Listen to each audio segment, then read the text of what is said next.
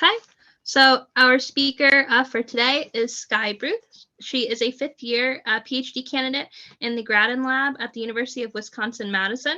She studies butterfly landscape ecology on grasslands, focusing on relationships between agriculture and ecology, and aims to identify win-win scenarios between the two. Over the course of her dissertation, she has worked with over 30 farmers in the state of Wisconsin to access butterfly communities on pastures. Skye is also an organic farmer and co-owns a vegetable and flower seed farm in the southwest Wisconsin. She's originally from Swarthmore, PA, and graduated from Occidental College in 2017. And Skye, you should be good to share your screen. Okay, thank you so much for having me. Let's see, I'm just gonna make sure you can see everything. Is it coming up for you? Yes, it is. Okay, great. Thank you so much. Again, I am so happy to be here and I'm so excited to share some of my original research with you all. As fellow butterfly lovers, I'm sure you can appreciate when we learn new things about butterfly ecology and how to better protect them. So yeah, that's what I'm here to do today. I will be happy to take questions at the end. This should be about a half an hour presentation, maybe a little longer if I decide to get kind of wordy, but I've tried to keep it somewhat brief on the more complicated research bits without leaving out anything important. So I think Jenna mentioned this, but I go to UW-Madison. So I'm in the state of Wisconsin, which is west of you all, but a lot of the same principles with butterfly ecology and conservation will apply. So I've tried to sneak in parts here and there that relate to some things that you all can use in your state of New Jersey. So yeah, I'll be talking to you today about butterfly conservation and ecology on working in protected grasslands. And this is a major research focus of my dissertation. So let's get started. I get this question a lot of why butterflies. And you all probably know, as you are a butterfly kind of focused group, but I like to really emphasize that there are some really great reasons that we study butterflies and their conservation. So since butterflies require flowering plants for nectar as an energy resource and certain host plants for their larvae to feed on, surveying butterfly communities can be really indicative of plant communities at a site and plant health and ecosystem health, so they can be bioindicators. We know that they are also easily surveyed because they're so ubiquitous and easily recognizable. So another really great reason to choose them as a study system. And then they're also just a flagship group, I should say, not even just flagship species, but butterflies as a group are flagship species for conservation. And I like to really emphasize this because we don't always think about, butterflies and their values as flagship species, but this is a concept kind of like an umbrella species that you can think about where one species and the conservation work towards that species actually has a larger effect on conservation for other species of the same types of habitat. So when we conserve spaces for butterflies, we're also conserving them for species like bees and beetles and other not as charming organisms, I guess you could say. So flagship species for conservation.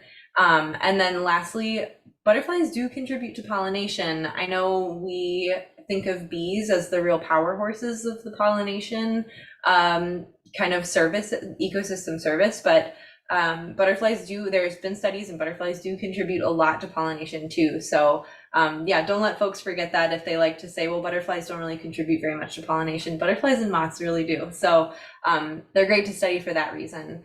And for all of these things, the monarch, I'm going to be talking a lot about the monarch. There's a lot to say about the monarch in terms of all of these reasons for studying butterflies.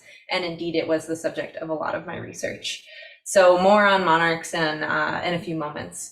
And I'm just going to breeze through some really basics here about what do pollinators need so that we can kind of set the stage for some of the things I'll talk a lot about, which are resources. So some of the resources that pollinators need are, of course, food, shelter, and non-toxic habitat. And so these are three different things, and we can break them down a little bit more. When we're talking about food, we are talking about a couple of different things. As you all probably are aware, butterflies need different types of food at different stages in their life. So for one thing, host plants is food that is needed for larvae, and these can be really specific to each butterfly species. Probably not telling you all anything new. Of course, nectar too is needed for adults. So we need these two things in order for something to be considered habitat. And then this type of habitat really, with food, including host plants and nectar, really used to be a lot more common on our landscapes, especially in the Midwest. So a little bit of background on history of our landscapes, at least here in the Midwest. I'm not as up to date on what you all are have in terms of your history of land cover in out east, but in the Midwest, we know that historically tallgrass prairie covered a lot of our Midwest region and crept into Wisconsin and sort of the southwest corner of the state. And we also know that there's very, very little tallgrass prairie remaining in the US. And these grasslands played a really important ecological role in our state. And this is kind of what tallgrass prairies looked like in our state of Wisconsin in the 1800s. And that has been reduced to less than 0.01% of what you see here. So really, really few and far between prairie remnants in the state. And that's why we, of course, work really hard to do restorations. And I like to point out that the tallgrass prairie ecosystem is just really, really diverse. This is a tallgrass prairie ecosystem, not in Wisconsin, but in Texas, but very similar concepts. And that, something you have to know about my research is that it's disturbance related. I work a lot with grazing, and tallgrass prairie historically is, sorry about the transitions here, by the way, the screen is like blinking out a little bit differently than it has in the past, but tallgrass prairies really were maintained by fire and bison in the Midwest in the 1800s. And since then, we've really lost those ecosystem disturbance mechanisms. And this is really what keeps tallgrass prairie. Grasslands cannot stay grasslands without disturbance, and they will return to being woodier without grazing or bison. Or some type of grazed animal or fire. So we don't have many bison here now, but we do have a lot of cattle. So I'll get into that in a little bit. But again, yeah, these tallgrass prairies really provided a lot of resources for butterflies. So those flowers and those host plants that we need. However, we do know that in the early 1800s, post-colonization, Midwest landscapes really started to change, and land that was really once tallgrass prairie and forest had been turned into farms by settlers. And these farms grew a really wide variety of crops and left natural areas in between, providing wildflowers across the season. So we had colonization, there were still a bunch of insects, but in around 1940, we started to see a lot more land being converted to farmland, farmers starting to grow fewer varieties of crops, and more habitat really is lost from the landscape, and we start to see fewer pollinators. And by 2010, and in modern years, the agricultural footprint hasn't changed so much as policies, which have really promoted larger farms, less crop varieties, and increased fertilizers, herbicides, and pesticide use. So it turns out that landscape change on this scale has really huge effects on pollinators like bees and butterflies, which we know have declined in diversity and abundance along this timeline. There's a lot of evidence to suggest that we've seen a decline overall in these pollinators. So butterflies in particular have been the poster child for insect decline across the globe because we really have a lot of data on them. And like many people, I really love to study them. So they are, again, ubiquitous and a great study system for looking at decline overall because people have paid attention to them over the years. So what can we do about this? I easily can, get down in a place where I'm, not so excited about the future of, with climate change and all the ecological disasters that happen. But I think it's really important to remind ourselves that there is a lot that we can do. For one thing, and what I've tried to do throughout my PhD is to study these organisms and land management. And so seeing how we're doing and how we can do better on landscape scales and on local scales. So, and what I mean by local scales is at the patch of habitat that we're looking at a single patch, how many flowers are there, how many different types of flowers are there, and how is that affecting butterflies? And all the same goes for host plants. What kind of density of host plants do these butterflies need in order to lay their eggs? And similarly, on a landscape scale, what do they need in terms of habitat connectivity? Do they need patches that are close together in the landscape? Do they need lots of habitat? Can they find isolated habitat? And we can really tailor that to the needs of butterfly species. So we can study these organisms on a couple different scales, and these can help us make management decisions that will help promote their populations in the long run. So that's what we decided to do for the first chapter of my PhD, me and my advisors, is to take the Monarch and look at its needs on these two different scales. And we asked a couple of questions. First one being on the landscape scale, can monarchs find and use isolated patches of habitat on the landscape, or do they require habitat connectivity? And then also on the landscape scale, what patch size is needed for monarchs to find and use habitat?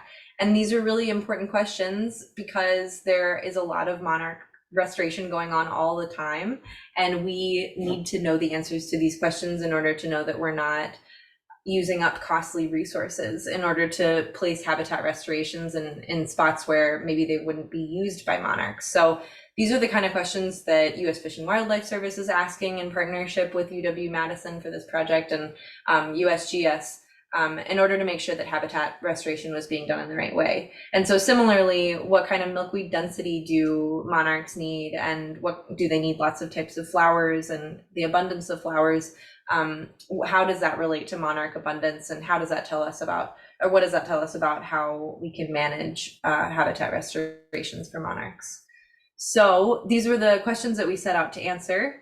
We studied and surveyed at 60 different sites, which are shown in the black circles here in Wisconsin, in Northwest Wisconsin and in Southern Wisconsin. So we looked at grassland sites that contained milkweed and flowers, and we assessed whether these sites were large patches or small patches, and we got a sites that spanned a gradient of patch size, as well as these sites spanned a gradient of high to low grassland in the surrounding landscape. And this is our metric of patch isolation. So do monarchs need lots of grassland in the surrounding area in order to find habitat, or can they find it in these landscapes with very little surrounding grassland and more agriculture?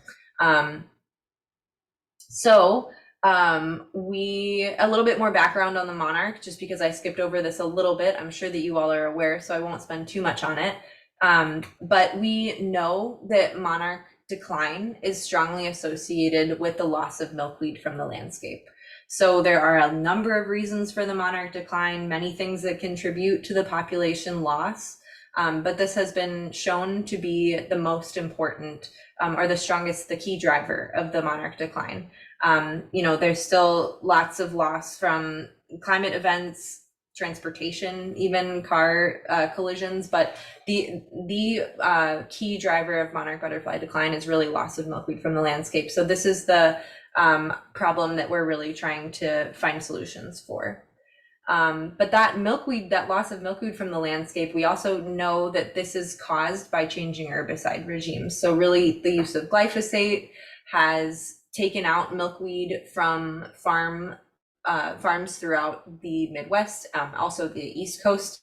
The summer breeding grounds where milkweed grows here for the monarch have just really been depleted. So we've seen a really huge loss from agricultural fields, and those milkweeds can't come back there because glyphosate continues to be used.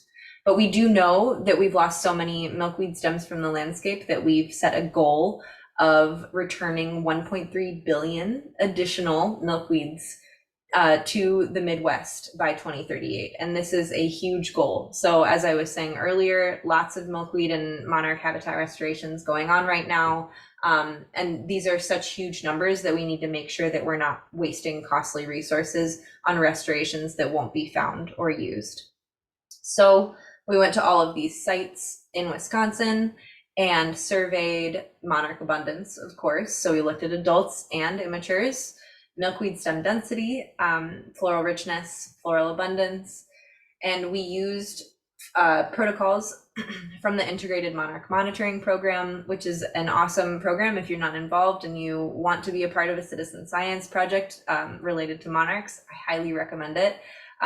They have a survey protocol that's used by monarch scientists throughout the country to survey summer breeding grounds, survey milkweed and flowers, and of course monarchs. So we use their protocols on our sites. And I am going to skip over a lot of what we did actually and just give you some of the results, because overall what we found was that if you plant milkweed and flowers on these sites, even if they were really isolated or small patches, monarchs will find it. And we published these findings in Landscape Ecology a couple years ago. If you want to read more about this, you can, which is why I'm going through these results a little bit more quickly. I have a lot more to tell you about too. But really the takeaways from this project were that monarchs will find and use isolated patches just as well as connected patches. We know that they're really strong flyers. They have the ability to migrate really far, and even non-migratory generations of monarchs, if you know about their super generation versus their other generation, even those monarchs will find and use isolated patches. So they are highly mobile, and it's sort of this if you build it, they will come mechanism, which is exciting for monarch habitat restorations, because it means that even folks who are in highly agricultural landscapes can still be installing these habitat restorations, and they will still be utilized by monarchs. So it's pretty encouraging in that way. And similarly, patch size really doesn't matter for monarchs. You can plant an acre restoration, or you can plant a 700-acre restoration, and it will still be used. And then we sort of already knew about, florals, floral resources, and their needs of monarchs as well as milkweed, but it's nice to be reinforced to know that more milkweed is better. So a higher density will bring in more monarchs. You'll be able to produce more monarchs in a more densely seeded site with milkweed, and then more flowers are of course also better. So plant flowers and plant milkweed and monarchs will find it, is the takeaway there. And I learned a lot doing this as my first project in my PhD. I was surveying the most beautiful protected tallgrass prairie sites in our state. Some were restorations and some were remnant prairies. So it was gorgeous and really fun and a really great learning experience. And I was doing a lot with GIS at the time too. I still do. But I was looking at our landscapes in Wisconsin and noticing how grassland was being managed and used via these land cover imagery programs. And I noticed something that I thought was really important, because these are recommendations that we can give to land managers that are working on restorations, but very little grassland in our state is categorized as protected, and largely in the state of Wisconsin, grassland is grazed. So currently over 80% of grassland in Wisconsin is used as pasture.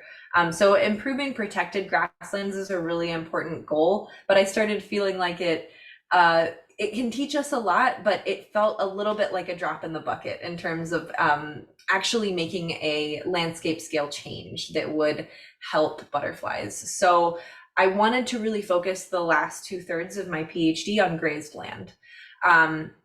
So I came up with a couple of studies which I'll tell you about next.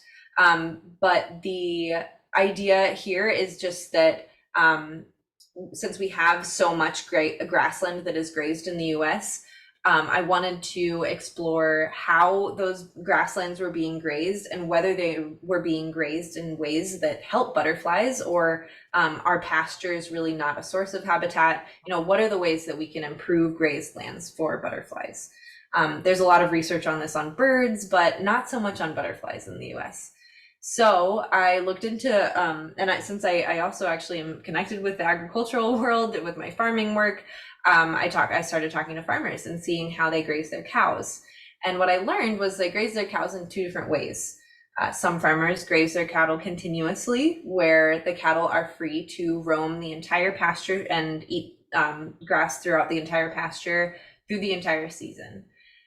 The other way that folks graze their cattle is via rotation. So rotationally grazed cattle are sent through divided up sections of the pasture called paddocks throughout the season, and they're moved as a herd through these paddocks, so that one paddock is eaten at a time, and the other paddocks are left to rest. And this is really touted as a more management intensive, but better for the cows and better for production method of grazing. Rotational grazing is even said to decrease disease prevalence among herds, and just increase overall yield of pastures, which increases overall yield of cattle. I will say that this is hotly debated still in the agricultural world, and as an insect ecologist, that's not really my place to say, but I can say that this is it is promoted in the grazing world as a more profitable way of grazing. However, it's really not known how rotational grazing affects biodiversity, especially insects, and especially in the US. Any rotational grazing insect and work, and especially butterfly work, is done in Europe right now in places like Italy and France. So I'm excited to be doing some of the first work like this in the US. So I wanted to ask, how do grazing management methods affect butterfly abundance and diversity? So this is a pretty obvious question. Point A to point B, we have these two different management methods, but I wanted to know, whether this was affecting butterfly abundance and diversity, these two different management methods, but also how was it affecting butterflies? As in, how does it affect floral resources, and how does then that affect butterflies? And similarly with vegetation architecture, which has been shown to affect butterflies, at least in Europe on grazed lands, average height and heterogeneity. So I wanted to look at vegetation height and floral resources, and see how these indirectly affect butterflies. So to do this, we visited 30 different farms in Southwest Wisconsin. 10 of them were continuously grazed and 20 of them were rotationally grazed. It was really easy to find rotational grazers. They're really well networked, and harder to find continuous grazers, and harder yet to get permission to survey some of their lands, because we can talk about this more, but they also wanted to keep me safe. And when the cattle are in one big paddock and there's nothing in between you and the bull, things can get a little hairy, especially if you're new to the herd. So we do have a kind of an imbalanced survey design here. It's okay, I just will let you know that right now that it won't affect the stats, but these were the sites that we were working with. We visited them 3 times per year in June, July, and August in 2021 and in 2022. And I will say that I didn't even know if we would find butterflies on these sites. Pastured sites, I know them as really grassy. Sure, maybe there are some flowers, but I really wasn't sure what we would find. And I was really excited that we found a huge diversity of butterflies. These are the 40 species that we saw on all of the grazed sites that we looked at. So there were 40 total species that we found on these grazed sites, and we observed over 2,500 individuals. And I'm just going to run through the butterfly results really quick. I have a lot of plant data too, but just to keep this briefer, or more brief, I'm going to mostly focus on the butterflies. So we found a lot of species, and this really shows that grazed land can attract a diversity of butterflies, which was exciting. And it made the data a lot more interesting. So first off, the most important thing that we learned, I think, is that butterfly abundance is indeed higher in rotationally grazed pastures. This is really important because it can show farmers that the way that they graze their cattle can have an effect on the butterfly communities on their lands. And I think this will actually be a really big finding in the agroecological world and in the literature. So these results haven't been published yet, but hopefully I'm hoping to publish them pretty soon here. Also wanted to note that we found more monarchs overall in rotationally grazed pastures as well. So that is the, I looked at overall communities of butterflies for my second chapter of my PhD, and then I did a more focused study on monarchs and grazed lands for the third chapter. So you'll see both results from the whole community of butterflies, and I'll focus some on monarchs as well. But we also, so we saw more monarchs in rotational. And notably, we did not see a difference in butterfly diversity between rotationally and continuously grazed pastures. So although we saw more butterflies, overall diversity really didn't differ. So that was most of the butterfly results that I'll share with you today. I'll just briefly touch on the floral data that we have from these pastures. As you might imagine, it was mostly non-native and often invasive species that we saw really commonly. Overall, we saw almost 150 total flowering species, and we had over 20,000 individual floral flowers observed here. So or plants in bloom, I should say. So we saw a lot of clovers. Those were really great for the for monarchs as well as for other butterflies. But I am really excited about the concept of actually talking to grazers more about grazing native species that still flower and still work in terms of edibility for cattle, but that can also benefit their general be a benefit to the ecosystem, and also, just be good for butterflies. So I'm happy to talk more about that, but that is like kind of a different topic, I guess. It's just really important that we think about the way that kind of our agricultural ecosystems here with florals interact with their surrounding area. And in terms of having these invasive species, I don't like recommending, people having thistles on their pastures. However, it is where we find a lot of butterflies. So trying to strike a balance there between having more native species and also providing floral resources. But so we saw a lot of flowers on these sites as well, enough to bring in the butterflies. I won't, again, go too much into the floral data here, but I'll say just an overall kind of takeaways from the study between rotationally and continuously grazed pastures. We saw that butterfly abundance was higher in rotational. Butterfly diversity did not differ between the two. Floral abundance also really did not differ. This was really surprising because I thought maybe one of the reasons that butterfly abundance could be higher on rotationally grazed pastures might be because they have more flowers. Their pastures are able to rest. But indeed, we also found a lot of flowers on continuously grazed pastures. Mostly things like white clover that grow and flower when they're really, really short and can be grazed really close to the ground and still produce flowers. There were really plentiful resources on continuously grazed lands. So this really couldn't be the reason that we were seeing higher butterfly abundance on rotationally grazed sites. We also saw slightly that floral diversity was marginally higher on rotational, but this pattern really wasn't very strong, and I didn't think that this could really be the reason either that we saw such a strong pattern of higher butterfly abundance on rotational. So we looked at vegetation height, and we saw that vegetation height was really greater in rotational.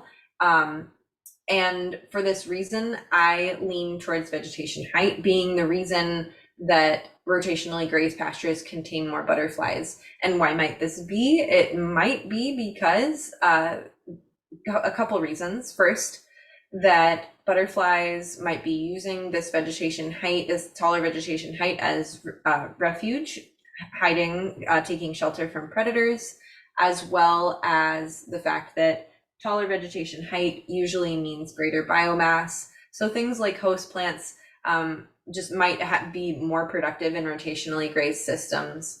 And this can contribute overall to the butterfly populations that we see. So overall, we've learned a few butterfly-friendly grazing best practices from this study that are really key. And this is why this matters. We can tell farmers that rotational grazing is a great way to boost their butterfly populations.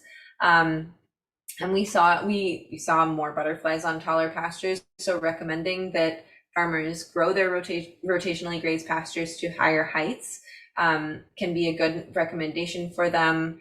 Also, if they're able to plant more flowering species like clovers for now, if that's their recommendation, their recommended species in terms of what's good for their cattle, that can be good for butterflies as well. More flowering species is also better. So getting a greater diversity of flowering plants on those pastures. And then I just want to point out, this does complicate my research, but I think it's really important to point out that even though we're seeing more monarchs on these rotationally grazed sites, we see more adults and we see more immatures.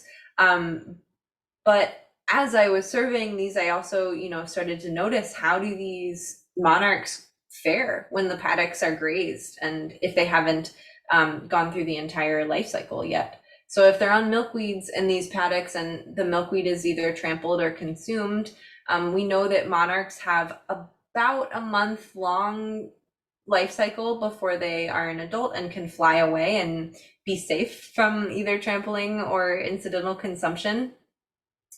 But importantly, that 30 days falls somewhere in between what rest periods are like on rotationally grazed farms. On the farms that we surveyed, over half of the farms that were rotationally grazed had rest periods that were below 40 days. So if you think about it, a monarch would have to have laid its egg within the first 10 days of the rest period to even make it through its life cycle within a 40-day rest period rotation. So another, and we also know, I should just state, we also know that we do see a loss. We see almost total loss of immatures in these paddocks that are rotationally grazed due to that milkweed being either trampled or incidentally consumed. So there is a risk to monarchs.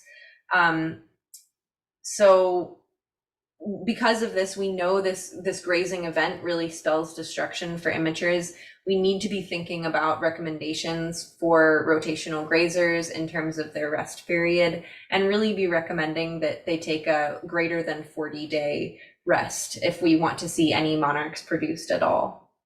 So some takeaways from this study: we know that we find more monarchs, more milkweed, and more butterflies overall on rotational. But we need that rest period to be long enough to allow monarch larvae to develop. Otherwise, these rotationally grazed pastures could be sinks rather than sources for the monarch population. So next, and kind of tangentially, I just want to note and go back to the concept that I talked about in the beginning about flagship species for conservation, and just say that in Wisconsin, this is a really big deal. This endangered bee called the rusty patch bumblebee is found in Wisconsin and in very, very few places. Now, it's the only endangered bumblebee in the US, I believe. And it turns out what's good for butterflies can also be really good for these bees. The rusty patch bumblebee, the endangered species bumblebee, was seen on a lot of our sites that had really great populations of butterflies. And these are 3 different sites where we saw the rusty patch, and pictured is the rusty patch here. So this was really encouraging. There's really no research on how grazing affects rusty patch bumblebees, but I hope to see more in the future. So how does all of this knowledge about grazing and butterfly conservation translate to what you as the general public might be able to use in your kind of everyday life, but also just conversationally with other folks that are interested in this type of thing. I like to talk about these grazing pressures and management methods that can help butterflies because some of you may even know folks that do grazing, and it's likely that they're not thinking about these types of things, but that they are interested. So sharing this knowledge with them about the grazing research that we've been doing can be really great. But also we know so much from this research in terms of going back to providing resources for butterflies and helping their conservation in that way. So one recommendation, going back to the food that they need, we know that butterflies require a diversity of resources, and the key here is to make sure that if you are planting and doing restorations yourselves, you're providing resources across the season. So but planting flowers that bloom in the early part of the growing season and the middle part and the late part of the season. And these are some examples of native species from our area. Some of them may also be native to your area, like the New England aster, I know. Coneflower, I believe, is native to East Coast. And I'll give you some resources on the next few slides if you are interested in learning more about this. And I'm sure some of you know a lot about this already, so apologies if I'm preaching to the choir here. One thing I also love to point out in terms of monarch conservation specifically is that there are a number of different species of milkweed. These are Wisconsin's milkweed, so I don't have a resource like this for you for New Jersey, but I'll reference this on going back to when I go to the next slide, I'll jump back to this slide. This is a really great resource put together by the Wisconsin Monarch Collaborative, which I'm a part of, and it shows the 12 species of milkweed that we have native to our state. You actually also have 12 species of milkweed native to your state, and some of them are similar to the ones here. So I put them together in a list for you in case you were interested here and want to take a screenshot or anything like that. But native milkweeds that you have include butterfly weed, clasping milkweed, common milkweed, few flower milkweed, floor leaf milkweed, green comet milkweed, poke milkweed, purple milkweed, red ring milkweed, swamp milkweed, also known as rose milkweed, and world milkweed. So a few of these are also my favorites and also native to Wisconsin, so I can point them out here. You have common milkweed and rose milkweed and butterfly weed. You've got world, clasping leaf, and poke milkweed here. This wild purple milkweed. And then you also have, I think maybe it said viridifloria on there. I'm not sure actually. Yeah, viridifloria. So you also have green flowering milkweed. And the thing that I really want to point out here, so most of these are actually native to New Jersey as well. But if you're looking to plant milkweed in your yard or on another restoration site, assess what you really need to assess how much sun that site gets and the soil type that site is, whether it's medium or dry or wet. So things like swamp milkweed or rose milkweed here are going to be great for your really wet sites. Common milkweed you can plant anywhere. Butterfly milkweed you can really plant pretty much anywhere. And world milkweed is great for swales. It's very low to the ground. It's only about a foot tall. So really different kind of body to that milkweed. I still find monarchs on it, even though it's really short. And then purple milkweed you can plant in shadier areas. You know, I really people always say, well, what milkweed should I plant that's going to attract the most monarchs to my site? And I always tell them, you need to plant the milkweed that's best for your site, because monarchs are going to lay eggs on healthy milkweed, and that milkweed can only be healthy if it's in its right location, in the right kind of site for it. So happy to talk more about milkweed recommendations, but moving on for now, we can also talk about this in terms of other species. So just like monarchs require milkweed, other butterflies require other types of host plants. And I always love to recommend to people pick your favorite butterfly species. I know you have one, you're all butterfly fans, and plant their host plants. As if you need another reminder to do this, I'm sure you all are on this already, but I have to put it in my conservation talks. So this conservation recommendation of just planting a mix of native flowering species as well as host plant species. And the key there is that they bloom at different times throughout the season. We kind of talked about this at the beginning, but it's really important here that this habitat that you're providing for monarchs or other butterflies is non-toxic habitat. And that means that it's not sprayed, and it's also not been treated with systemic herbicides or insecticides. So this can have really huge effects on butterfly larvae if they're eating or drinking nectar from plants that have been treated with pesticides, especially a large group of pesticides we call neonicotinoids. Again, here you're probably already familiar, but this is a really huge risk for bees and butterflies and has direct mortality at high concentrations and really negative effects on growth and development at lower concentrations. And for many of our lovely insect species, safe thresholds really isn't known. So do either ask, if you're picking up plants, ask a nursery worker or look on tags, because they do need to be marked if they are treated with neonicotinoids. But I always like to ask, what are the plants treated with if I visit a native nursery looking for native plants? And really the recommendation here is just eliminate insecticide use wherever and whenever possible. And I just wanted to end with a few resources that I think are really great for you all in your area. The first one being the Xerces Society for Invertebrate Conservation. You probably already know about this resource as well, but they have really great pollinator conservation resources for the Atlantic region and have divided up their site in each of the regions. So this is your link for the Mid-Atlantic region, and they can really help with habitat assessment, installation. They offer plant kits at different times of the year, so get on those giveaways if you can. They have really great lists of native plants, as well as tips on protecting your restorations from pesticides, as well as ID and opportunities for monitoring. Another really great resource that I love to share, if you don't already know about it, is iNaturalist, and this is a great way to become more familiar with plants in your region. You can also record insects, and this is an app that you can take a picture of basically any living organism, put it on the app, and the AI will first tell you what it thinks your observation is identified as, and then after you submit the observation with or without an identification, a expert may or may not eventually come along and ID your organism.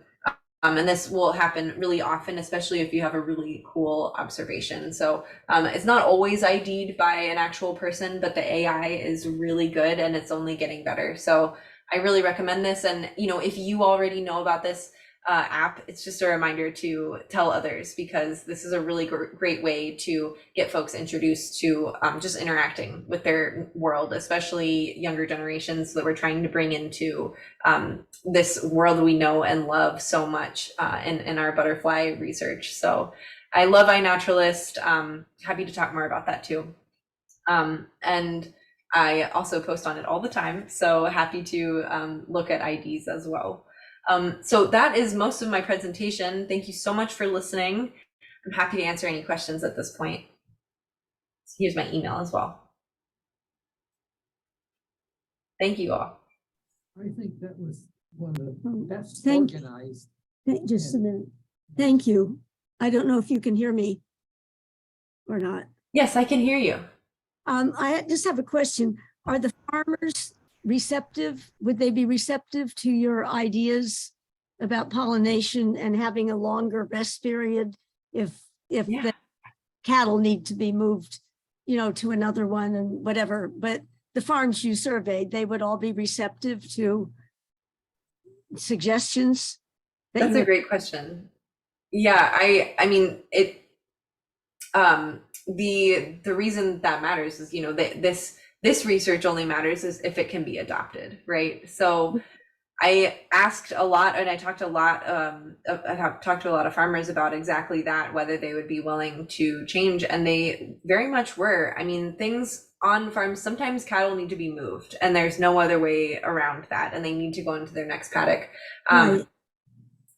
And sometimes that needs to happen. But the farmers that I worked with were actually incredible about being receptive to suggestions. And they were like, if there's anything we can do, if you want us to wait a few days, the average rest period was around 35. So asking them to wait at least another 5 days to a week to move their cattle, or it's not really waiting to move their cattle, but it's assigning the paddocks so that each paddock is rested for a shorter amount of time. So there's ways around, getting around getting the cattle what they need, but also making the rotation go in such a way that maybe you divide it up into more paddocks in order to make them go a little bit, make the rest period go a little bit longer. But trying to find those win-win scenarios is exactly what it's all about. But overall, I would say, yes, the farmers were very receptive to this information, and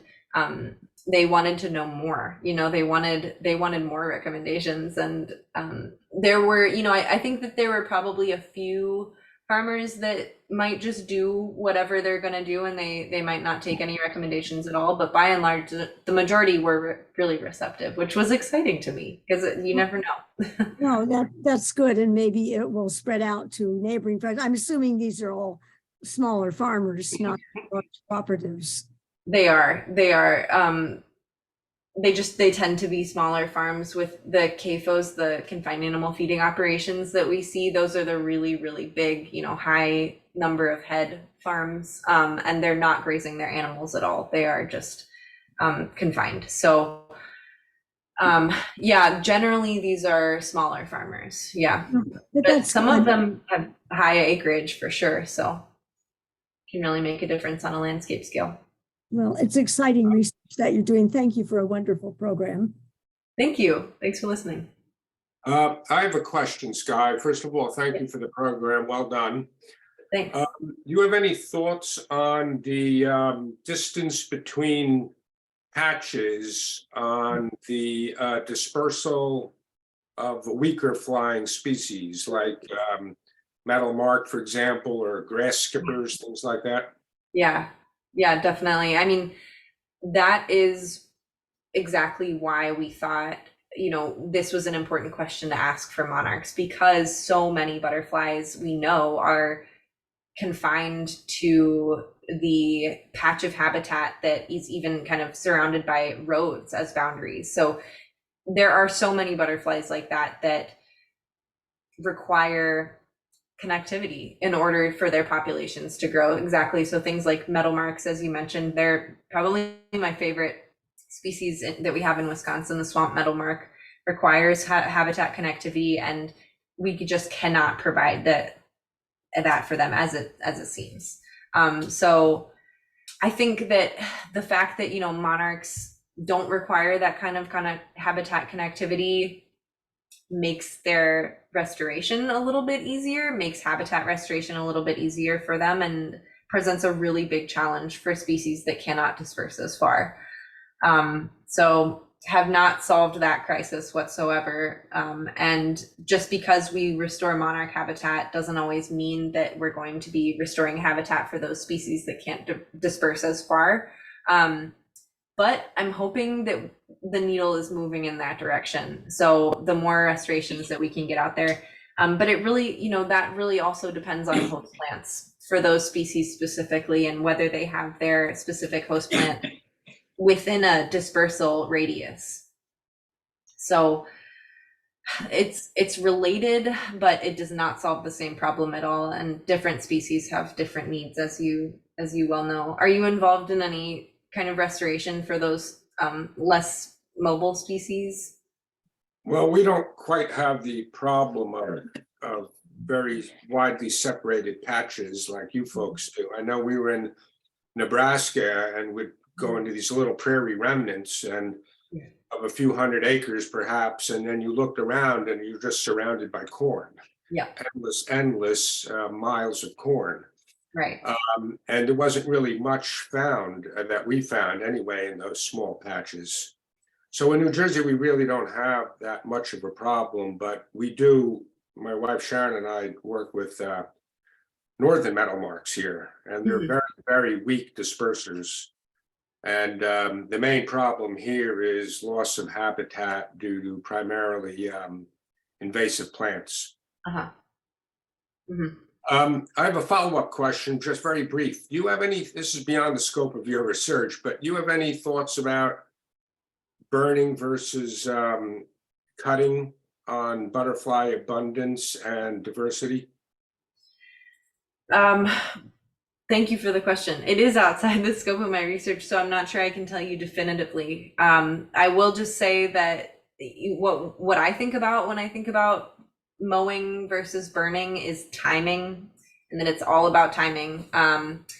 And that, you know, there's been research to show that sometimes spring burnings are better than fall burnings in terms of taking care of prairie and providing that disturbance. But with mowing, that can happen at any point in the season, right? Or at least any point where the vegetation is tall enough to be mowed.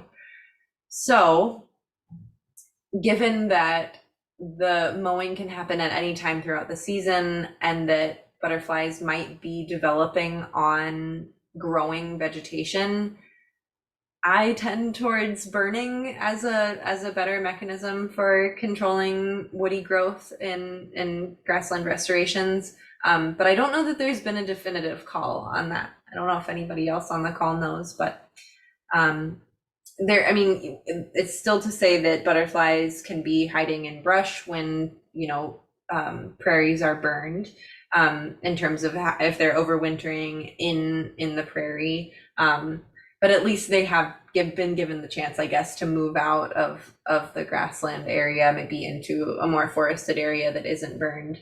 And I think what's key with both of those disturbance mechanisms that you probably already know already, but I'll say it for just for anyone else on the call too, is like, you need to leave refugia, right? The key there is leaving spots that aren't burned or aren't mowed at the same exact time. So having that temporal difference and spatial difference of having one portion that isn't mown or burned is going to leave at least some of that grassland as protected for those butterflies that are overwintering or that are still growing in there. So Thank you. yeah, thank you.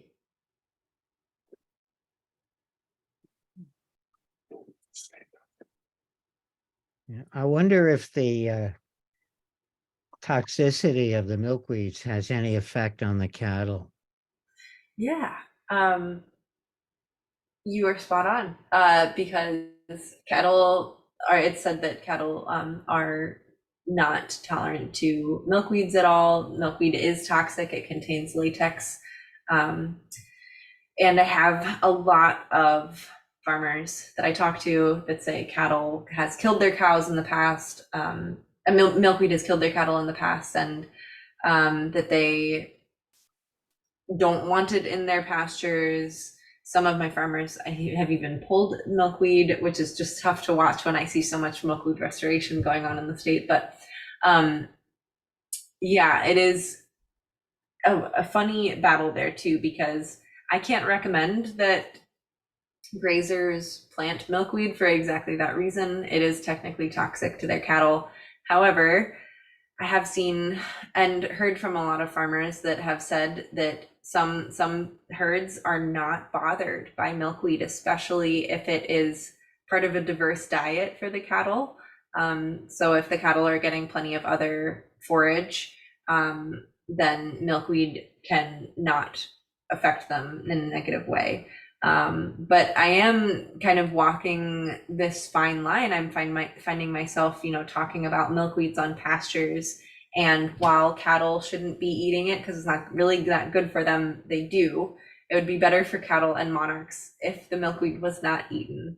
But unfortunately, that's unavoidable in a large majority of circumstances. So that's what this research has really been all about, is trying to determine whether these pastures can be a source of the monarch population. And it all depends if cattle get to them first. And some herds don't even eat the milkweed. So it seems to me that there should be more research in this area, and that there is a lot of variation in how farmers think about milkweed and how cattle approach milkweed and whether they eat it or not. So I would love to see more research done on that. Yeah, I think so. I know we have a question in the chat from Jeannie. So she wanted to know, are you studying the large corporate farms, and are farmers willing to leave weedy edges? Yeah, great question. I'll answer the first one first, or the second one first, because I actually, it relates to the previous question of milkweed on pastures and what can we recommend. And what I've landed on is actually asking farmers if they might be willing to leave milkweed on their edges. So that is definitely a recommendation that I would make to farmers. And I think that they are willing to do that, especially if it's areas that aren't grazed, but that are still out in the open on these grasslands. I think that can be a good compromise in terms of getting milkweed on pastures.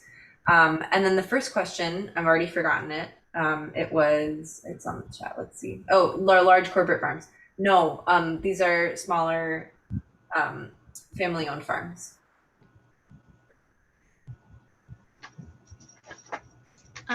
Does anyone else have any questions for Skye? Going through the chat and the people.